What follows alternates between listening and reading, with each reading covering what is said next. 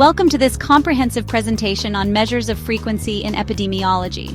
Today we'll explore the fundamental concepts that form the backbone of epidemiologic research, focusing particularly on how we quantify disease occurrence and mortality in populations. Epidemiology is defined as the study of the occurrence and distribution of health-related states or events in specified populations, including the determinants influencing such states and the application of this knowledge to control health problems according to Porta, 2008. At its core, epidemiology is about measurement. We just can't understand, track, or address health problems without first quantifying them accurately.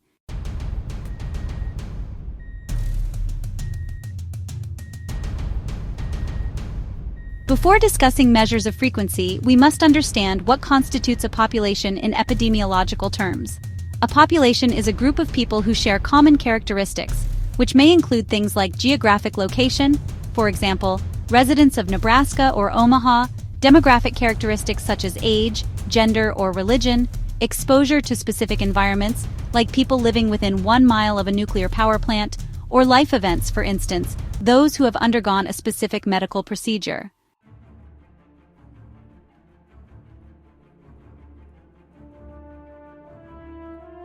Populations can be classified based on the stability of their membership. Fixed or closed populations have permanent membership where individuals are followed from the beginning to the end of an observation period. For example, people present at Hiroshima when the atomic bomb was dropped, or passengers on a specific airplane flight. These populations are ideal for certain epidemiological studies because everyone can be accounted for throughout the study period. On the other hand, dynamic or open populations have transient membership where individuals may enter or leave during the observation period. An example would be the population of Omaha, which changes as people move in or out, are born, or die. Most real-world populations are dynamic, and honestly, this presents challenges for epidemiological studies.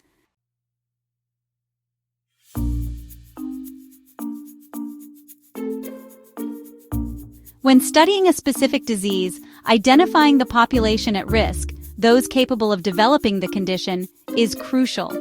For example, in a study of cervical carcinoma, the population at risk would exclude men, since they cannot develop cervical cancer, and might focus on women aged 25 to 69 years, the age group most at risk.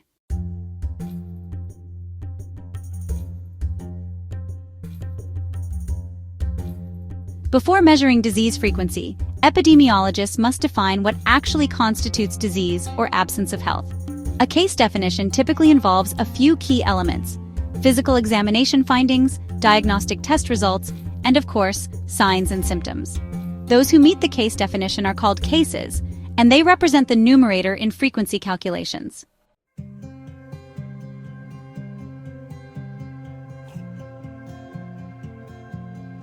When creating a case definition, epidemiologists have to consider a few things. Sensitivity versus specificity is a big one. High sensitivity means including as many potential cases as possible, while high specificity means ensuring that the selected persons definitely have the illness. Feasibility is also important. What diagnostic criteria can realistically be applied in the study setting? And honestly, different case definitions for the same disease can lead to vastly different estimates of disease frequency. For example, diagnosis rates for rheumatoid arthritis vary significantly depending on whether New York criteria or American Rheumatism Association or ARA criteria are used.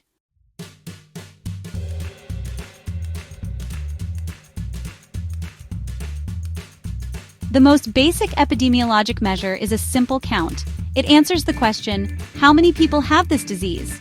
This is usually expressed as whole numbers, like 1, 2, 3, and so on.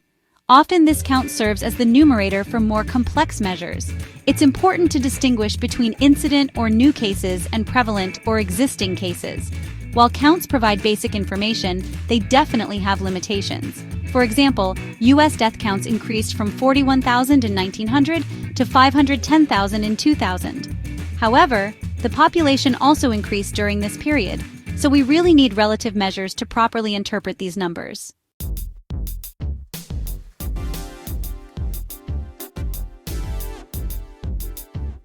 To create meaningful comparisons across different populations or time periods, epidemiologists use 3 types of measures. First up, there's the ratio. That's one number, let's call it x, divided by another, y. So x over y. This can range from 0 all the way to infinity. For example, the ratio of females to males attending a clinic would be the number of females divided by the number of males. Next, we have proportion. A proportion is a ratio where the numerator, x, is actually included in the denominator, which is x plus y. So x divided by x plus y. This one ranges from 0 to 1, and it's often expressed as a percentage. For instance, the proportion of females among all children attending a clinic would be the number of females divided by all children. And finally, there's rate. This is expressed as a over t, where a is the number of cases and t involves a component of time. The range goes from 0 to infinity, and what it really tells us is the speed at which events occur. An example would be the rate of at-risk females coming into a clinic per month.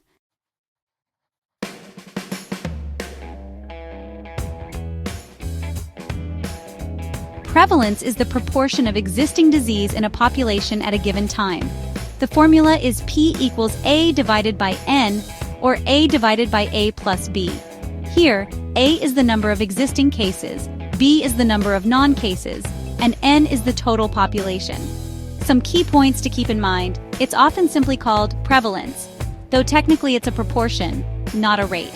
It provides a snapshot of disease burden at a specific point in time. Prevalence is dimensionless, with values ranging from 0 to 1, and it's often expressed as a percentage.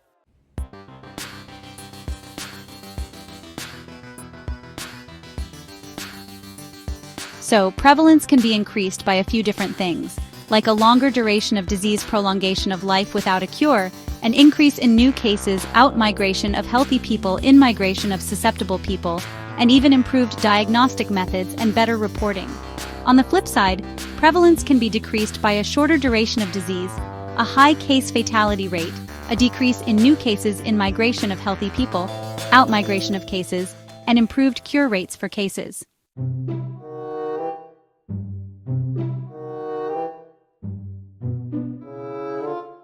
Incidence measures the occurrence of new cases in a population at risk over time. It's honestly perhaps the most fundamental epidemiologic indicator because it measures the force of morbidity as a rate and the conversion of health status, either as a proportion or a rate. Now, there are two main types of incidence measures. First, we have incidence proportion, also known as cumulative incidence or risk. This is defined as the probability or risk of developing disease during a specified period of observation. The formula is pretty straightforward. Incidence proportion equals A divided by N. Here, A stands for the number of new onset cases or events, and N is the population at risk at the beginning of observation. A few key points to keep in mind: incidence proportion is appropriate for fixed or closed populations with short follow-up. You absolutely must specify the time period of observation, since risk changes with time. It's not really appropriate for long-term follow-up due to potential loss of subjects. And just so you know, it's a dimensionless measure that ranges from 0 to 1, but it's often expressed as a percentage.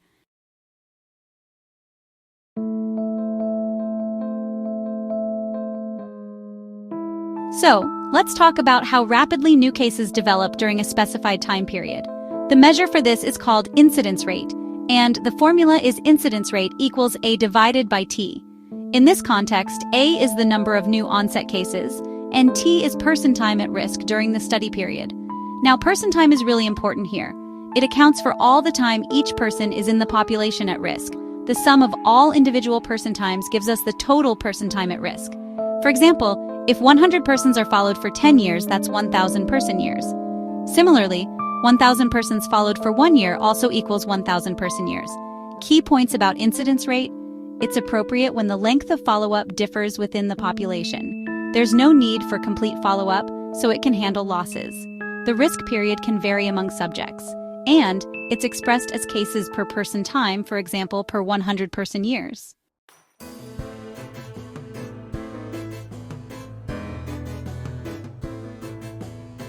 There is actually a mathematical relationship between incidence proportion and incidence rate. Incidence proportion equals incidence rate multiplied by time. Let's look at an example. Given an incidence rate of 8 cases per 10,000 person years, the incidence proportion for 1 year would be 8 divided by 10,000 times 1, which equals 0.0008, or 0.08%. For 2 years, it's 8 divided by 10,000 times 2, which is 0.0016, or 0.16%. And for half a year, it's 8 divided by 10,000 times 0.5, giving you 0.0004, or 0.04%.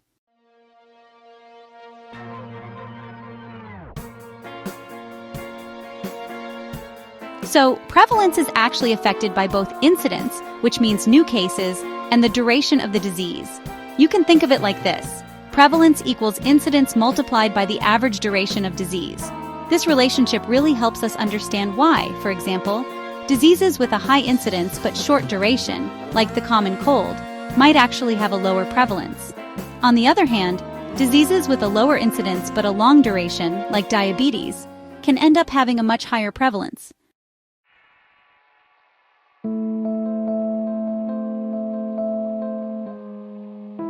All right, let's talk about mortality rate.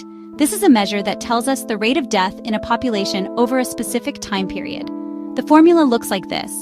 Mortality rate equals the number of deaths divided by the total population at the midpoint of the time period and then divided by the follow-up time, which is usually 1 year. So, just to clarify, D stands for the number of deaths, N is the total population, specifically the live population, at the midpoint of that time period, and T is the follow-up time, typically 1 year. Now, a couple of key points here. For really large populations, person time is often unknown, and that's because, well, people are moving in and out of the area, and at the same time, people are dying while others are being born. In these cases, the population is considered to be in a sort of steady state.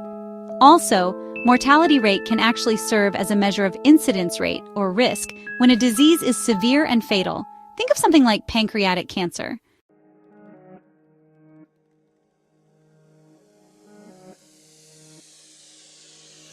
Now, let's break down the different types of mortality rates. First up is the crude mortality rate. This one includes all deaths in the total population over a specific time period. For example, in the year 2011, the global crude mortality rate was 8.12 deaths per 1,000 people. Next, we have the cause-specific mortality rate. This rate looks at deaths from a specific cause in the total population during a certain time period. An example would be the mortality rate from lung cancer per 100,000 people. Finally, there's the age-specific mortality rate. This one focuses on all deaths within a specific age group, using the population in that age group over a set time period. For instance, you might look at the mortality rate for 65 to 74-year-olds in New York State.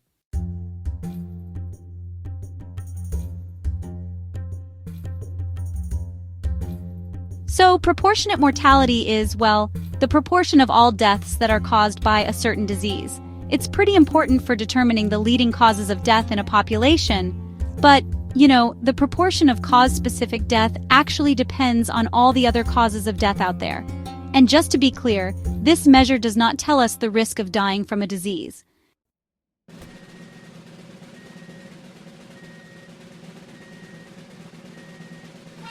Now let's talk about the case fatality rate, or sometimes called the case fatality proportion. This is the proportion of deaths among people who actually have a specific illness. The formula is pretty straightforward. CFR equals a divided by N, where A is the number of deaths from an illness, and N is the number of people with that illness. And oh, one key point here, despite the name, this is not actually a rate but a proportion.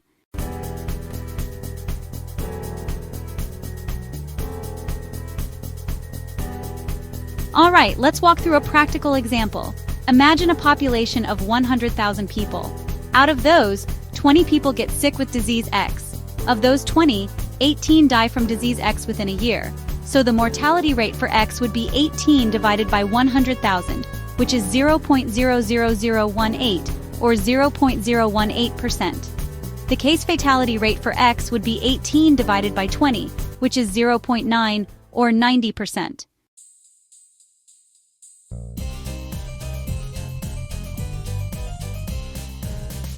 So let's look at an example. Mortality rate versus proportionate mortality. In Community A, the mortality rate from all causes is 30 per 1,000, and the proportionate mortality from heart disease is 10%.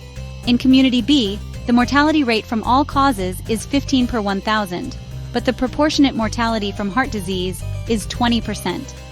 Interestingly, the mortality rate from heart disease in both communities is 3 per 1,000. This example really shows how, just comparing proportionate mortality alone can be kind of misleading.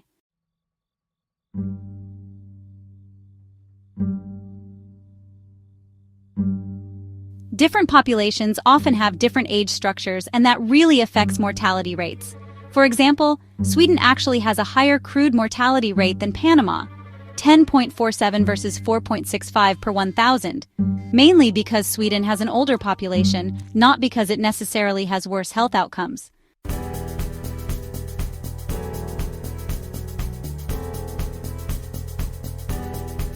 Direct age adjustment is used to remove the effects of age structure on mortality rates when comparing different populations. Here's the process. First, you calculate age-specific mortality rates for each population. Then, you apply these rates to a standard population. Next, you calculate the expected deaths in the standard population. And finally, you calculate an overall adjusted rate. This approach, honestly, allows for fair comparisons between populations that have different age distributions.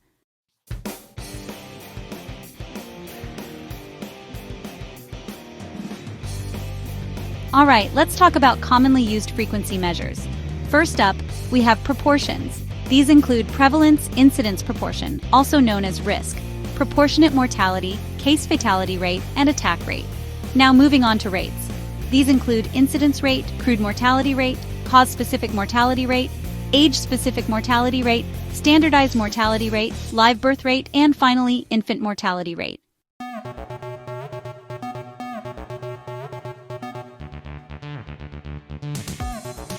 Let's look at some examples. For COVID-19, frequency measures include prevalence, which is the proportion of a population infected with COVID-19 at a given time. Then there's incidence rate, or new COVID-19 cases per 100,000 person days. Mortality rate refers to COVID-19 deaths per 100,000 population. And of course, case fatality rate is the proportion of COVID-19 cases resulting in death. Now, let's turn to understanding cancer trends. The cause-specific mortality rates for various cancers in the United States show some interesting trends. For instance, lung cancer mortality increased dramatically from 1930 to 1990, then began to decline. Stomach cancer mortality has decreased substantially since 1930. Prostate cancer mortality gradually increased until the 1990s, then began to decline. These trends reflect changes in risk factors, detection methods, and treatments over time.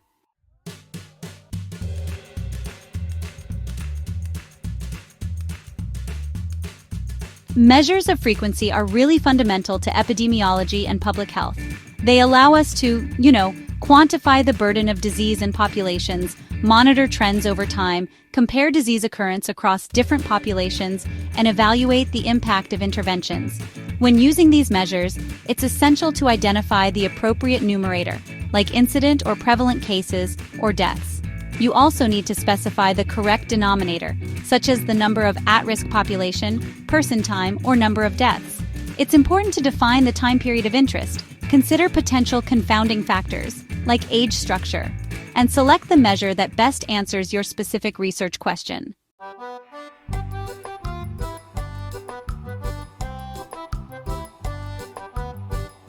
Understanding these measures is really critical for evidence-based public health practice and policy.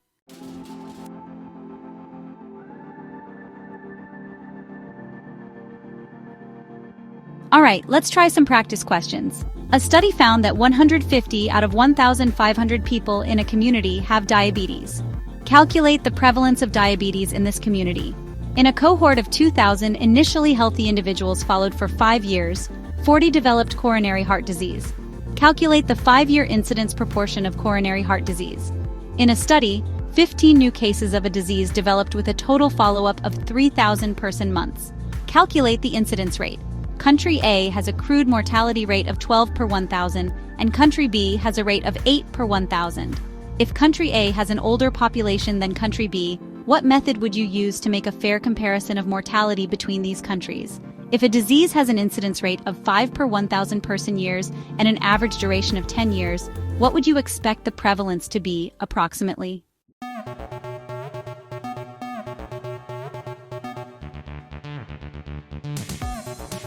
For references, you might want to check out Porta M., editor of A Dictionary of Epidemiology, 5th edition, Oxford University Press, 2008. Also, Gordis L. Epidemiology, 4th edition, Philadelphia Saunders Elsevier, 2008. And Bonita R., Beaglehole R., Kellstrom T., Basic Epidemiology, 2nd edition, Geneva World Health Organization, 2006. Now let's go over the answers to those practice questions. Prevalence is 150. Divided by 1,500, which equals 0.10 or 10%. The 5-year incidence proportion is 40 divided by 2,000, which is 0.02 or 2%.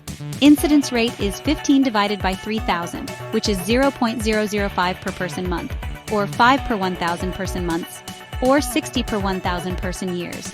Direct age standardization would be appropriate to remove the confounding effect of the different age structures. And prevalence is approximately incidence times duration, so 5 per 1,000 times 10 equals 50 per 1,000, or 0.05, which is 5%.